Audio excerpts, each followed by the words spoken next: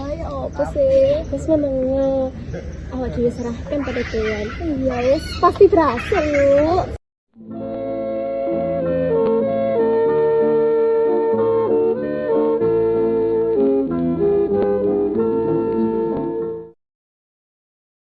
Teman-teman, sekarang sudah waktunya kita membahas tentang drama sejarah kita. Kalau nggak salah, judulnya tentang peristiwa G30 SPKI. Aku bingung apa yang terjadi malam itu. Tepatnya, pada malam 30 September 1965, ada sekelompok orang yang menculik Jenderal TNI Angkatan Darat. Hah? Jadi ini kayak film horor. Malam-malam culik-culikan, tembak-tembakan. Jangan bercanda, itu tragedi besar, banyak orang yang menjadi korban. Betul, kita harus menghormati sejarah. Ayo kita dengarkan ceritanya dan Hayati. Kira-kira siapa yang bisa menceritakan hari di mana? Oke, boleh deh, yuk kita dengar ceritanya. Jadi teman-teman, pada tahun 1965, Indonesia diguncang peristiwa kelam sejarah bangsa, yang mana peristiwa itu terjadi pada tanggal 30 September. Dan sekarang peristiwa itu disebut dengan G30 SPKI. Oh gitu. Iya benar. Tapi sebelum kejadian G30 SPKI, Indonesia itu bagaimana sih? Yang aku baca, jadi sebelum peristiwa G30 SPKI, kondisi Indonesia itu sudah mulai memburuk. Mulai dari ketegangan antara PKI serta militer, terutama karena isu pembentukan Angkatan 5. Selain itu, kesehatan Presiden Soekarno yang memicu kekhawatiran perebutan kekuasaan. Tapi kondisi Indonesia pada saat itu masih damai kok, masih baik-baik aja. Aku beri gambaran ya tentang kondisi bangsa Indonesia saat itu. Tiap hari ada aja kerusuhan, mogok kerja, demo. Aku hanya ingin anak-anak di sekolah belajar dengan aman, bukan hidup dengan ketakutan. Tapi begitulah rakyat, Bu Sufa. Kami lapar, upah kecil, harga beras naik. Siapa lagi yang peduli kalau bukan kami sendiri yang turun ke jalan? Aku paham Ayu, tapi semua pihak merasa paling benar. Yang ada hanya saling tuduh dan saling curiga. Negara ini seperti bara yang siap menyala. Mana lagi, Mbak? Iya, gitu ya. Kalian terlalu percaya kepada partai itu. Mereka menjadikan negeri ini sebagai tirai bambu. Itu berbahaya. Pikir membiarkan rakyat kelaparan itu bukan bahaya. Kau boleh berpihak kepada rakyat, tapi kau jangan mengorbankan Pancasila. Aku hanya ingin keadilan. Apa salah berpihak pada yang tertindas? Sudah, kalian berdua ini bicara seperti api dan bensin. Semua ingin negeri ini damai, bukan saling menyalahkan. Ada apa ini teman-teman? Aku kemarin habis dari gedung parlemen. Banyak partai yang saling berebut pengaruh satu sama lain. PKI itu makin berbahaya. Mereka makin berani untuk memunculkan revolusi besar. Tentara mulai waspada. Dan Jakarta sedang di atas bara api, teman-teman.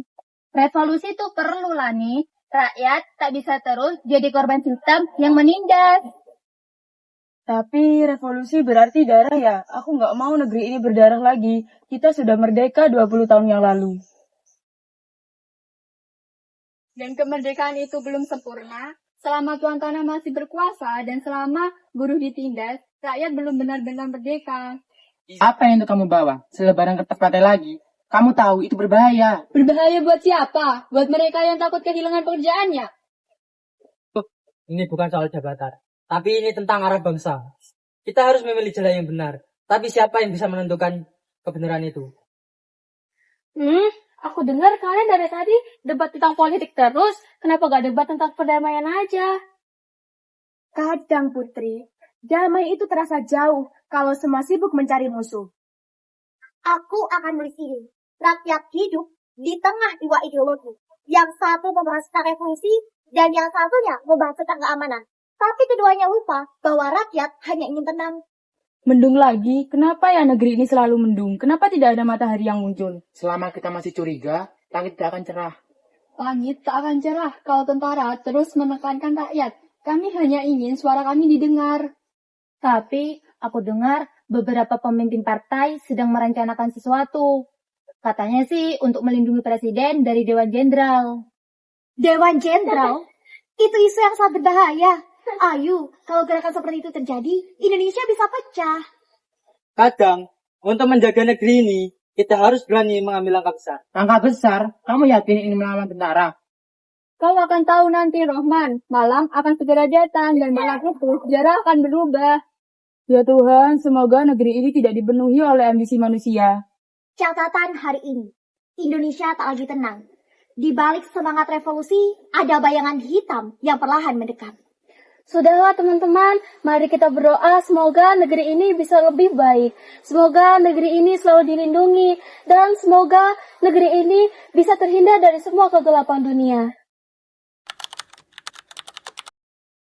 Terima kasih sudah berkumpul malam ini. Kita berkumpul bukan untuk merayakan, tapi kita berkumpul karena suatu hal yang tidak bisa kita biarkan lagi. Kita tahu resikonya. Siapa yang ingin? Aku akan mulai dengan hal sederhana. Apa tujuan kita malam ini?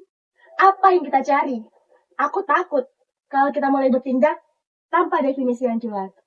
Tujuan kita jelas, yaitu memutuskan jalur yang mengekang masyarakat. Tapi, kita juga membutuhkan waktu yang sangat cepat.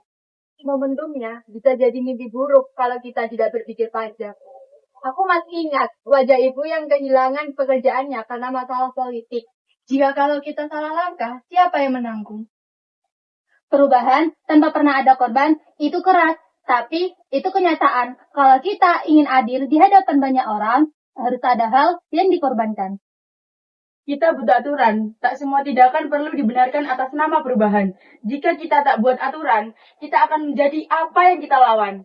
Aturan bagus di atas kertas, dalam kenyataan situasi berubah secepat nafas. Kita perlu fleksibilitas, tapi fleksibilitas itu bukan alasan untuk menjadi kejam. Tapi aku takut. Aku bukan takut dengan mereka yang di luar. Tetapi aku takut pada diriku sendiri setelah melakukan hal itu. Takut itu wajar, tapi ingat Putri, kita tidak bertindak karena benci kepada manusia. Kita bertindak karena benci pada ketidakadilan yang menimpa banyak orang. Ketika ketakutan sudah menguasai, maka ketidakadilan akan terus berlanjut.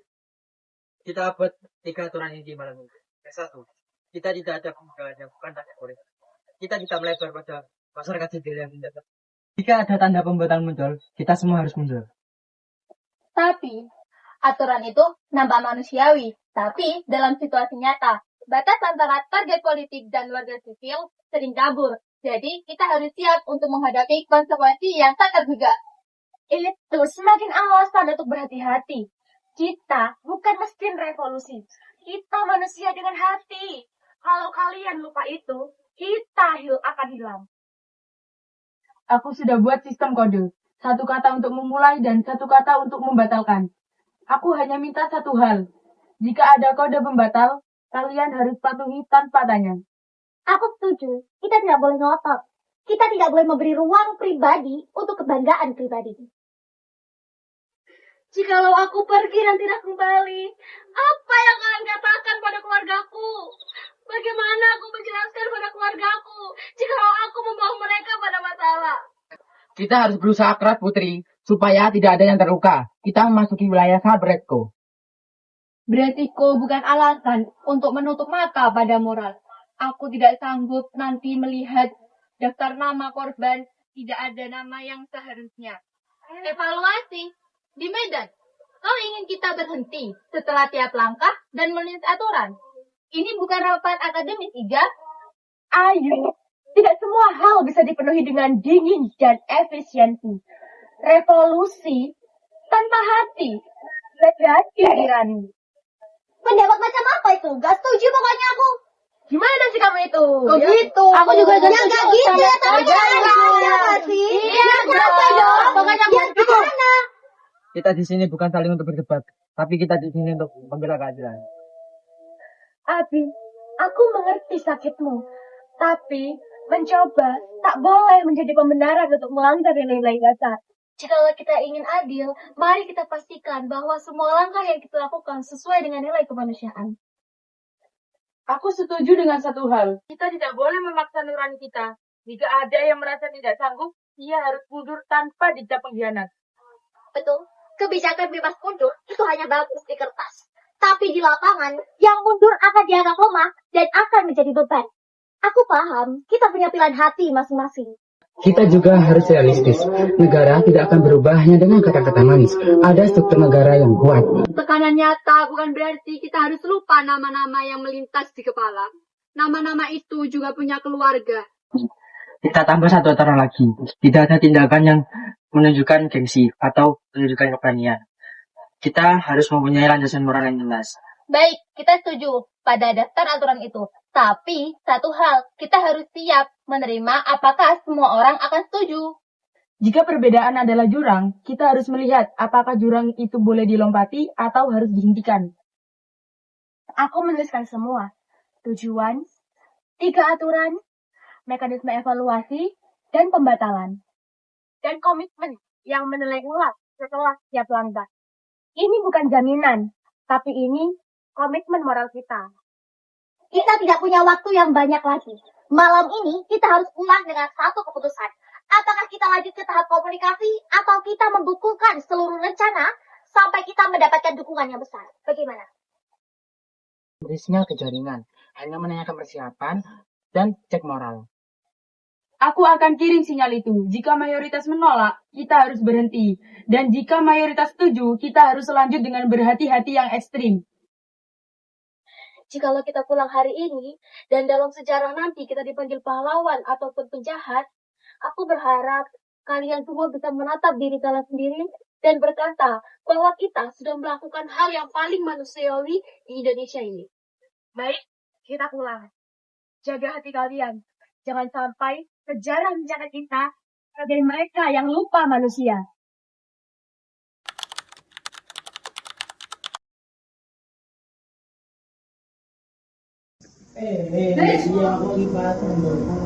Selamat malam, Ayah. Ya anakku.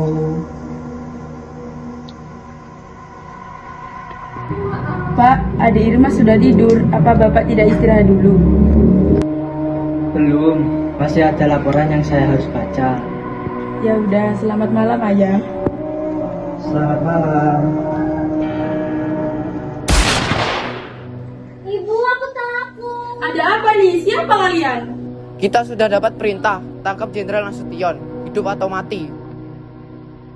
Ibu, aku takut. Tidak apa-apa, Nak.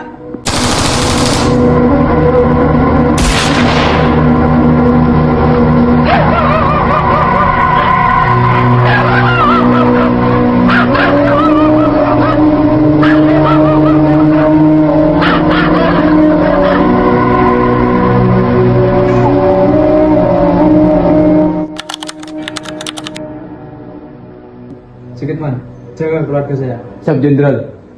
Ayo Kang, lewat sana, cepetan.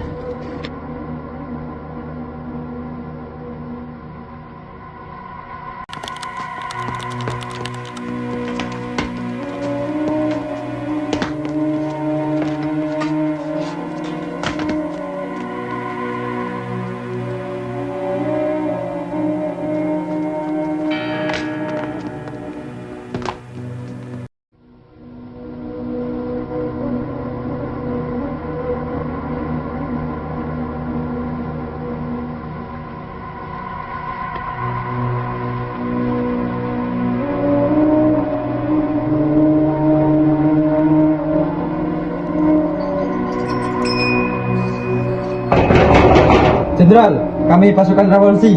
Buat kami sekarang juga.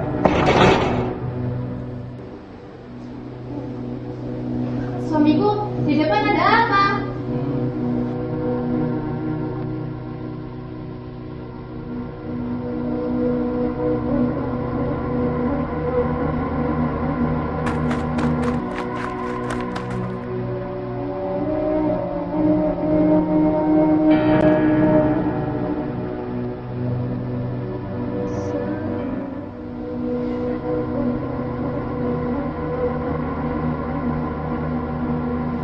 Suamiku,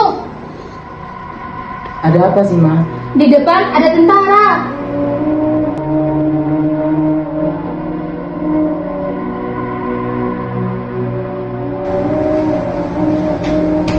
Cepat ikut. Ini perintah. perintah? Tidak, besok pagi saja. Tidak, ini perintah langsung dari presiden. Cepat ikut, ini perintah. Tidak, besok pagi saja. Tidak, ini perintah langsung dari presiden. Suamiku, jangan ikut mereka. Mereka berbahaya.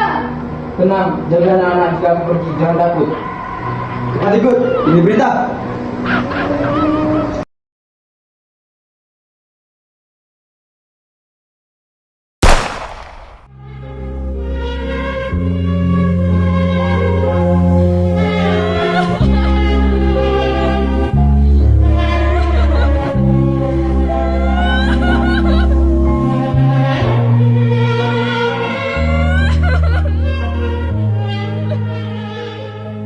Ahmad Yani bukan hanya gugur oleh peluru, tetapi oleh pengkhianatan yang tumbuh dari kegelapan hati.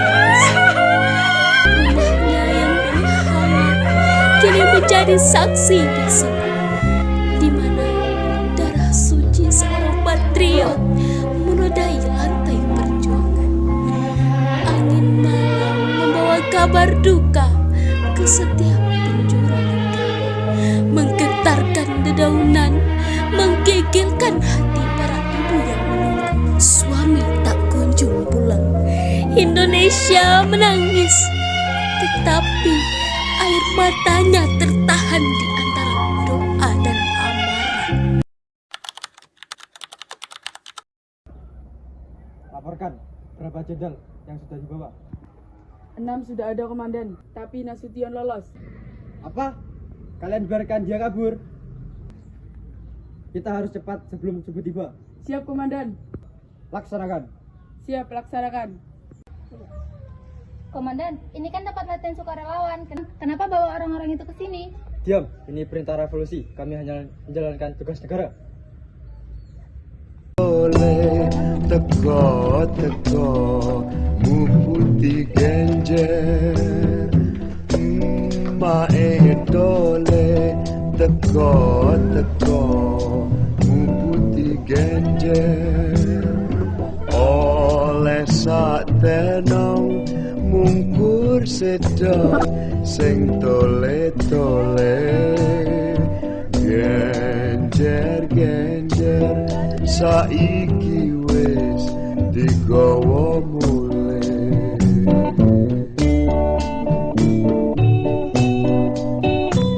Penderitaan itu pedih, Jenderal. Saya pasti sedang difitnah. Habisi saja itu. Genjer, isok didol ning pasar. Genjer, isok didol ning pasar. Dijejer diundi padha di dasar. Dijejer diundingi padha di dasar. Mae jepreng padha tuku gawa welasan.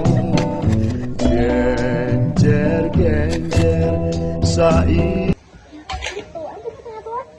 Tuan, bagaimana? Apakah sudah berhasil? Tuh, lihat saja sendiri. Akhirnya. Tuh, lihat saja sendiri. Akhirnya. Artinya Indonesia sudah milik kita sekarang. Betul sekali. Tidak perlu saja lagi Penderitaan itu pedih, Jenderal. Gimana kalau kita putar lagu keluar? Saya pasti sedang difitnah. Gimana Tuan? Kalau Habisi saja itu. Sudah, ayo kita laksanakan. Isok didol ning pasar. Genjer isok didol ning pasar. Dijejer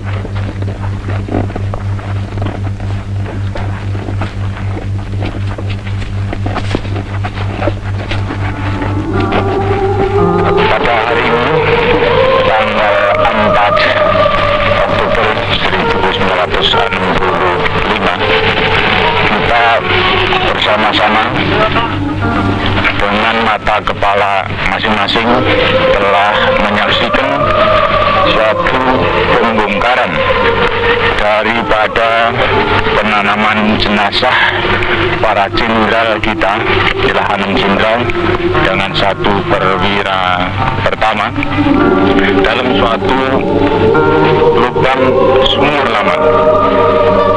Sebagaimana saudara-saudara telah maklum bahwa jenderal-jenderal kita dan perwira pertama kita ini telah menjadi korban daripada tindakan-tindakan yang biadab dari petualang-petualang yang dinamakan Gerakan 30 September. Kalau kita melihat tempat ini adalah di Lubang Buaya.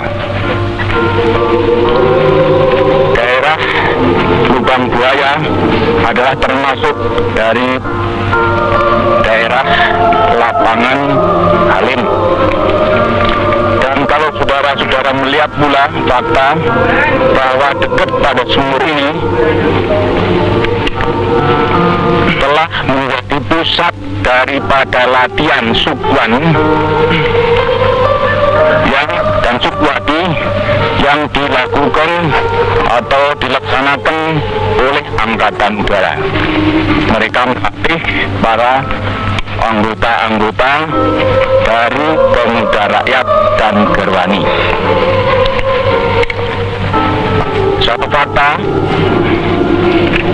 mungkin mereka itu latihan dalam rangka pertahanan di Bangkalan, akan tapi nyata menurut anggota Gerwani yang dilatih di sini, yang sekarang tertangkap di Cirebon adalah orang dari Jawa Tengah, jauh daripada daerah tersebut. Jadi kalau menurut fakta-fakta ini, mungkin apa yang diamanatkan oleh Bapak Presiden, Panglima Besar, pemimpin besar revolusi yang sangat kita cintai bersama ini, bahwa Angkatan Udara tidak terlibat di dalam persoalan ini, mungkin ada benarnya. Akan tetapi tidak mungkin tidak ada hubungan dengan peristiwa ini daripada oknum daripada anggota Angkatan Udara. Oleh sebab itu, saya sebagai warga daripada anggota Angkatan Darat mengetok jiwa, perasaan daripada patriot Angkatan Udara. Bila mana benar-benar ada oknum-oknum yang terlibat dengan pembunuhan yang kejam daripada para jenderal kita yang tidak berdosa ini, saya mengharapkan agar supaya para patriot anggota Angkatan Udara membersihkan juga daripada anggota-anggota Angkatan Udara yang terlibat dalam petualangan ini. Saya sangat berterima kasih bahwa akhirnya Tuhan memberikan petunjuk yang terang jelas pada kita sekalian bahwa setiap tindakan yang tidak jujur, setiap tindakan yang tidak baik pasti akan terbongkar. Dan saya berterima kasih pada satuan-satuan, khususnya dari Resimen Parako dan juga anggota-anggota dari KKU dan satuan-satuan lainnya serta rakyat yang telah membantu menemukan bukti ini dan turut serta mengangkat jenazah ini hingga jumlah daripada korban seluruhnya dapat kami temukan. Sekianlah yang perlu kami jelaskan pada saudara-saudara sekalian. Terima kasih.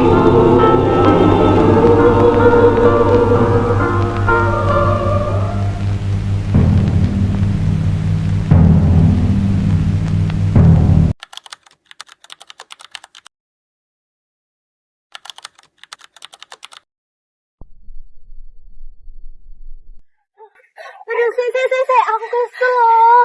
Kamu gak lihat yang di depan sana tadi? Ya aku jelek. Tapi, ya aku itu gimana yang lainnya? Duh, gak ngerti, Wis. Mana itu? Lebih baik kita cari tempat aman dulu. Tempat aman di mana, Tuhan? Ya intinya jangan di markas kita. Terus di mana kalau bukan di markas? Ya Indonesia kita- tuh sedang kacau sekarang. Ya kita keluar kota aja. Ah, ya sudah. Gak ada solusi di sini. Ayo kita pulang, naik. Gak apa-apa, Wis. Udah, gak apa-apa. Kamu gak usah nangis. Udah, takut apa sih? Kita gak mungkin mati. Bukan kita yang salah, tahu? Kita cuma disuruh Tuhan. Bagaimana kalau mereka menemukan kita? Gak mungkin. Udah, cepat aja. Kita bilang aja dong. Kita gak tahu apa-apa. Bagaimana keluarga? Iya, aku tahu. Aku juga bingung. Aku juga gak mau mati. Tapi gimana lagi? Kalau misalnya kita mati, kamu janji kan gak akan ninggalin aku? Aku gak bakal ninggalin kamu. Udah. Makasih ya udah jadi temanku. Enggak, kita bilang gitu. Udah, aku yakin kita pasti selamat. Kayaknya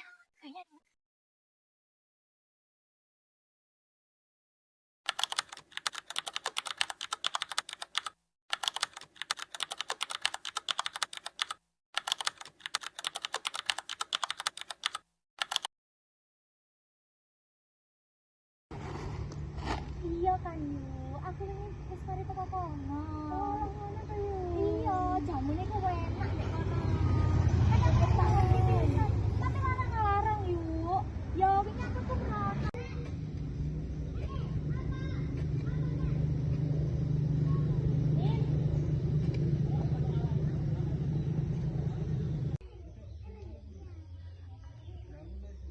Monggo. Kang, mampir Kang arep ngombe ta? Nggih pun.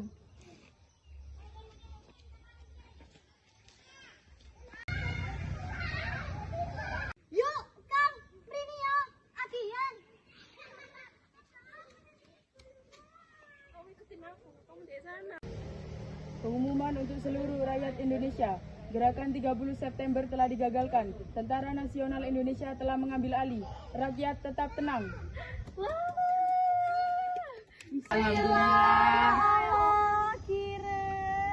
Alhamdulillah. Yuk.